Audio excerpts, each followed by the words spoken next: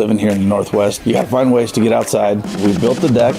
We built the underneath and the membrane of the previous deck work that we had done. It lasted about 7 or 8 years and it started failing. The breaking point, it was dripping right in front of the grill, right in front of the TV, into the TV. With that, it really made it unusable. When I started looking for the replacement, that's where I came across PCF. Saw some great reviews, reached out, and couldn't be happier.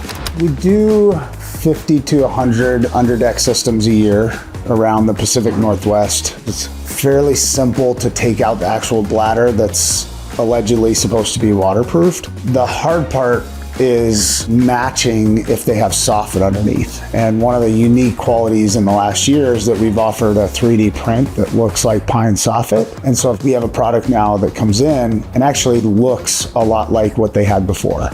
PCF was super easy to work with, from the initial sales, the informational meetings, to the team that came out and actually did the work.